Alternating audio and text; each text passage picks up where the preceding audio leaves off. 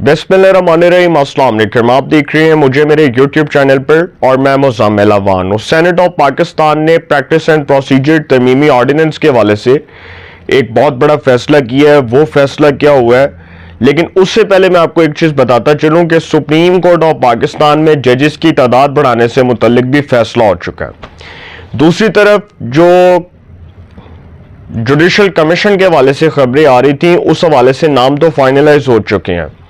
हुकूमत की तरफ से भी नाम फाइनलाइज हो चुके हैं, ऑपोजिशन की तरफ से भी हो चुके हैं, उसके पर भी बात करेंगे।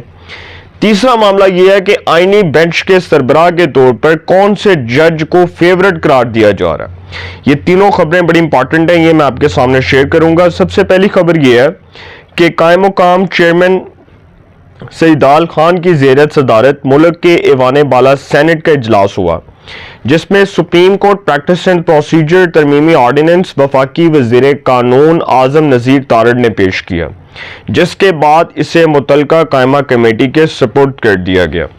प्रैक्टिस एंड प्रोसीजर एक्ट के तहत प्रैक्टिस एंड प्रोसीजर एक्ट के सेक्शन 2 में एक झेली शिक शामिल की गई है, जिसके तहत कमेटी में चीफ जस्टिस ऑफ पाकिस्तान के अलावा एक सीनियर तरीन जज और एक चीफ जस्टिस पाकिस्तान का नामजद करदा जज शामिल होगा।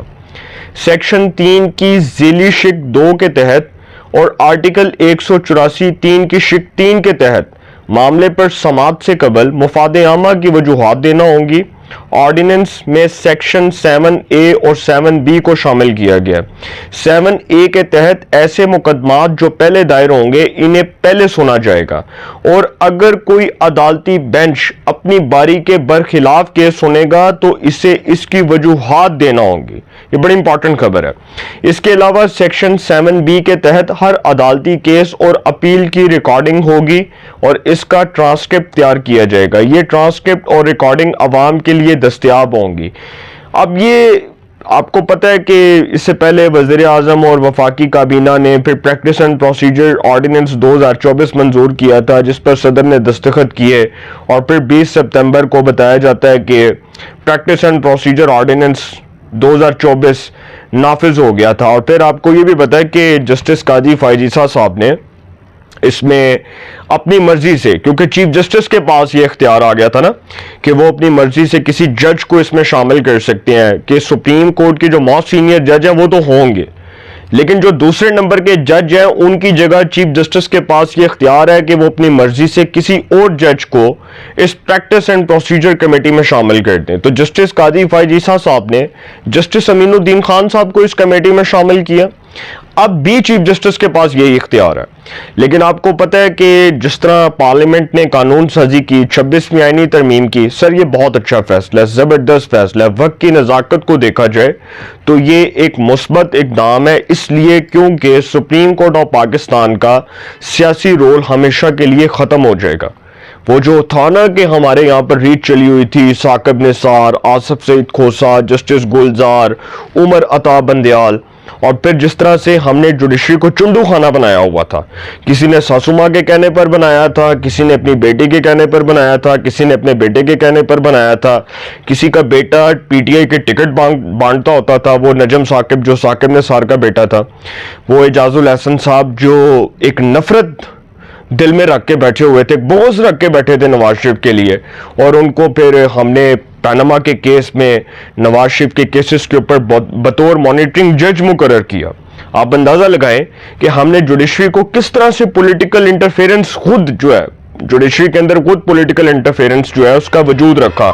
तो सर ये तो हमारी आदत थी, तो हम इन आदतों से मजबूर थे। लेकिन दूसरी बात जो मैं आपके सामने करने जा रहा हूं, जो बड़ी इंपॉर्टेंट है, वो ये है कि एक तो प्रैक्टिस एंड प्रोसीजर तरमीमी ऑर्डिनेंस के वाले से सेनेट ने फैसला कर दिया, जजेस की तादाद बढ़ाने से मुतल्लिक फैसला हो गया कि सुप्रीम कोर्ट ऑफ पाकिस्तान में जजेस की तादाद 2500 होगी। जजेस की तादाद 2500 होगी। अब वो वकला जो बड़े मायनाज हैं, जिनके पास 35-40 साल का वकालत का एक वसी तजर्बा है, उनमें से किसी भी वकील को डायरेक्ट सुप्रीम कोर्ट का जज लगाया जा सकता है। अब इस हवाले से नाम तो आ रहे हैं, लेकिन अभी मैं नाम नहीं बताऊंगा। एक ये भी फैसला हुआ है। फिर जुडिशल कमीशन के हवाले से एक फैसला ये हुआ है कि उसमें बिलावल भुट्टो ज़रदारी, इरफान सदीकी हुकूमत की तरफ से, اور اپوزیشن کی طرف سے شبلی فراز اور عمر ایوب کے نام آ رہے ہیں. اب جو جوڈیشل کمیشن کی کمپوزیشن ہے وہ بڑی انٹرسٹنگ ہے. اگر آپ اس کو دیکھیں, آپ اس کو سامنے رکھیں, اور اس کے اندر بھی حکومت کے پاس میجارٹی ہے. یہ نہیں کہ حکومت کے پاس میجارٹی نہیں ہے, حکومت کے پاس میجارٹی جوڈیشل کمیشن میں بھی ہوگی, چونکہ جوڈیشل کمیشن میں حکومت کو ایک ووٹ مزید مل گیا, اور وہ سپریم کورٹ بار کے صدر کی سیٹ جو آسما جہانگیر گروپ نے جیتی, انہوں نے بھاری لیڈ سے کامیابی حاصل کی, رؤف عطا صاحب, وہ سیٹ بھی حکومت کے کھاتے میں پڑ گئی ہے. تو سر حکومت کے پاس جوڈیشل کمیشن میں ووٹس پورے ہوں گے. ایک جو بڑی انٹرسٹنگ خبر ہے وہ میں آپ سے شیئر کرتا چلوں کہ آئینی بینچ کے سربراہ کے حوالے سے فیصلہ ہونا ہے, اور وہ کس کو بنایا جائے گا. مائٹ بی ایکسپیکٹڈ, جو مجھے لگ رہا ہے کہ جسٹس امین الدین خان کو آئینی بینچ کا سربراہ مقرر کر دیا جائے. دیکھیں, اگر آئینی بینچ کا سربراہ جسٹس امین الدین خان کو بنایا جاتا ہے تو اس کا مطلب کہ پھر آئینی بینچ میں جسٹس جمال خان مندوخیل ہوں گے, جسٹس نعیم اختر افغان ہوں گے, جسٹس شاہد بلال حسن ہوں گے, اور ایک جج اور ہو سکتی ہیں.